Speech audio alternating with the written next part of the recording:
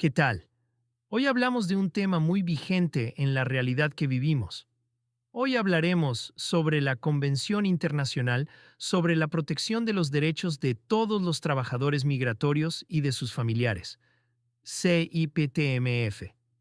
La migración o movilidad humana ha marcado profundamente las dinámicas sociales, económicas y culturales de nuestro tiempo. Sin embargo, la migración también se ha convertido en un terreno fértil para abusos, explotación y violaciones de derechos humanos. Frente a esta realidad, la Convención Internacional sobre la Protección de los Derechos de todos los trabajadores migratorios y de sus familias de 1990 representa uno de los instrumentos jurídicos más completos del sistema internacional, diseñado para reconocer la dignidad inherente de las personas migrantes y garantizar su acceso efectivo a derechos fundamentales, independientemente de sus documentos. ¿Cómo surgió la Convención? La Convención nació como respuesta a un problema global. Las personas migrantes estaban siendo utilizadas como mano de obra barata, explotada y muchas veces invisible ante los marcos legales nacionales. Después de la Segunda Guerra Mundial, muchos países europeos necesitaron mano de obra para reconstruirlos. Noten que interesante el rol del migrante en la reconstrucción de un país. Esto generó grandes flujos migratorios desde Europa del Sur hacia Europa del Norte, países árabes hacia Francia, Alemania y España, México hacia Estados Unidos, y trabajadores asiáticos y africanos hacia estados del Golfo. Los migrantes eran esenciales para las economías, pero no eran tratados como sujetos de derechos. La Organización Internacional del Trabajo, OIT, adoptó dos tratados importantes para mejorar la situación de los trabajadores migrantes.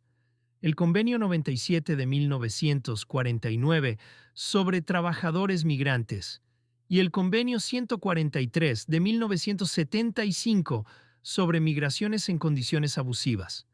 Pero pocos países los ratificaron. No protegían integralmente a las familias, ni abarcaban temas como detenciones, discriminación o unidad familiar. Se hizo evidente que faltaba un instrumento más amplio y de carácter universal.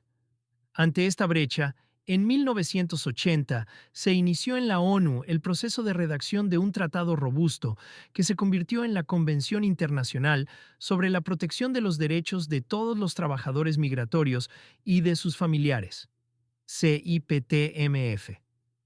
Tras 10 años de negociaciones, fue adoptado el 18 de diciembre de 1990 y entró en vigor el 1 de julio de 2003. Estos son suscriptores fines principales. 1.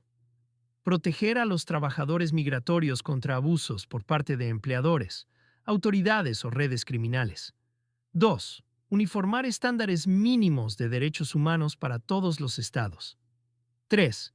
Reconocer derechos laborales, sociales y familiares sin discriminación. 4. Garantizar la autodeterminación de las personas migrantes, entendida como la capacidad de reclamar derechos, tomar decisiones informadas y vivir sin miedo. Estructura de esta convención.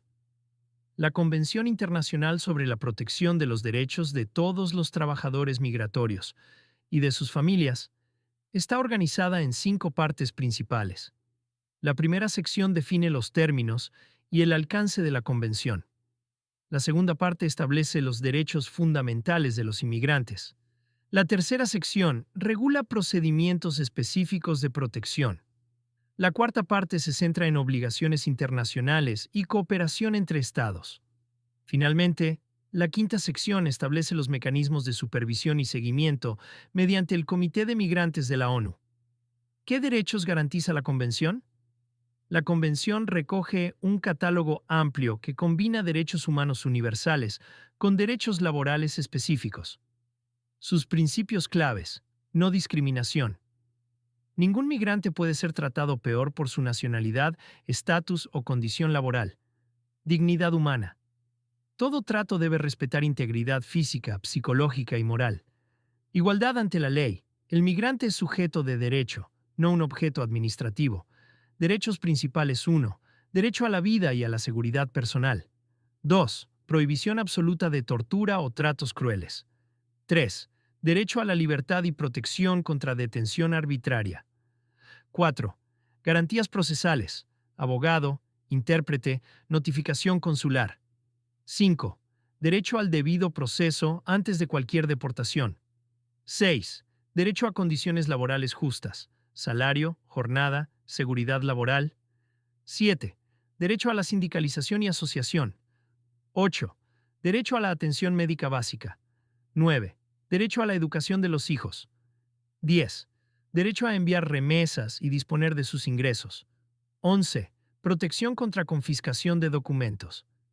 12. Respeto a la vida familiar y unidad familiar. Antes de la Convención, los migrantes sin documentos tenían derechos generales, pero no específicos ni garantizados, y la Convención los puso en el centro del derecho internacional, reconociéndolos como sujetos de derechos y no como personas fuera de la ley. Entrada en vigor, una lucha por los derechos de los migrantes.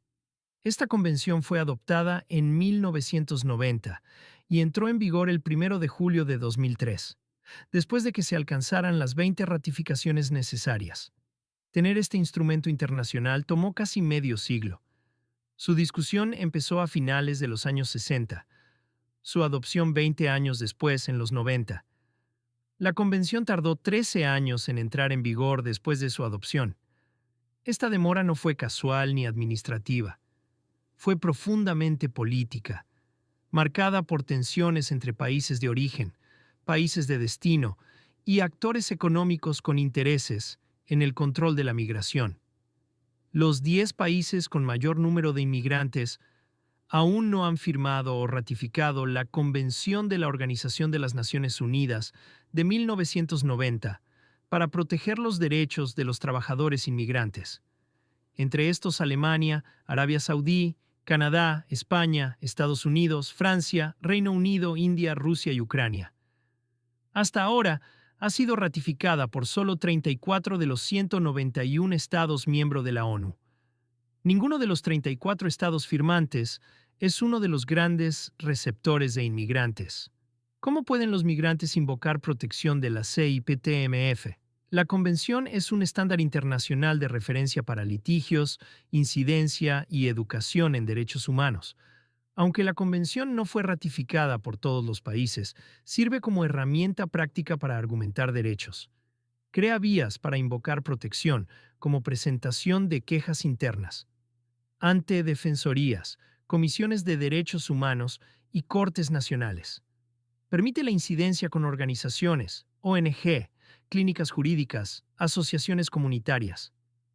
Tiene uso de estándares internacionales, citando la Convención como marco interpretativo, aunque el país no la haya ratificado. Sirve para denuncias ante organismos internacionales, comités de la ONU, procedimientos especiales y relatores. La Convención ha servido para reforzar y argumentar la importancia del debido proceso en materia migratoria, al establecer que ningún trabajador migrante, sin importar su situación documental, puede ser detenido, sancionado o deportado sin garantías legales básicas. ¿Qué agrega a esta convención si contiene derechos humanos y laborales consignados? La convención especifica derechos para situaciones de migración y adapta los derechos a la realidad concreta del migrante. También describe situaciones típicas de abuso, crea protecciones específicas para trabajadores y sus familias, establece obligaciones puntuales para el Estado en casos de detención, deportación, trabajo, redadas, separación familiar, etc.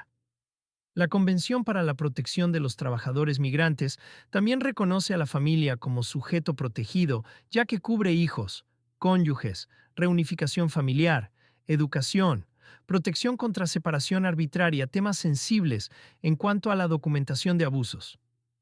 Podemos decir que la Convención da profundidad jurídica, ya que es más precisa, más concreta y más orientada a la realidad del migrante. Da fuerza moral, pues aunque no todos los países la firmen, sirve como estándar de referencia para denunciar abusos y es un recurso que da lenguaje técnico para defender casos. Además, brinda coherencia, pues integra derechos dispersos en otros tratados. ¿De qué manera podría proteger esta convención si en pleno 2025 se están violando derechos humanos de los migrantes?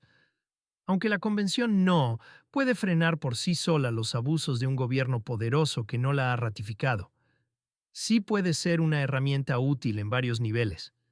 También para protegerte a nivel legal. Los abogados pueden usar la convención para fortalecer argumentos de debido proceso, señalar contradicciones entre prácticas estatales y estándares internacionales, solicitar medidas cautelares ante órganos internacionales, crear presión reputacional sobre el Estado, ya que las cortes sí tienden a escuchar cuando hay estándares universales involucrados. Para protegerte a nivel internacional. La convención sirve para activar comités de la ONU, relatores especiales, mecanismos de denuncia colectiva, informes oficiales que documentan abusos. Esto no frena una redada en tiempo real, pero sí aumenta el costo político y diplomático de violar derechos humanos. Los gobiernos, incluso los más autoritarios, sí reaccionan a la presión internacional. Ningún tratado internacional, por más perfecto que sea, puede detener la voluntad política de un presidente que decide violar derechos humanos. Pero los tratados marcan límites éticos, crean lenguaje para denunciar, permiten litigar con más fuerza, unifican argumentos, dan respaldo internacional y generan presión que, con el tiempo, modifica prácticas. En ese sentido, la Convención no es un escudo inmediato, pero sí un marco poderoso para la defensa, denuncia y resistencia legal.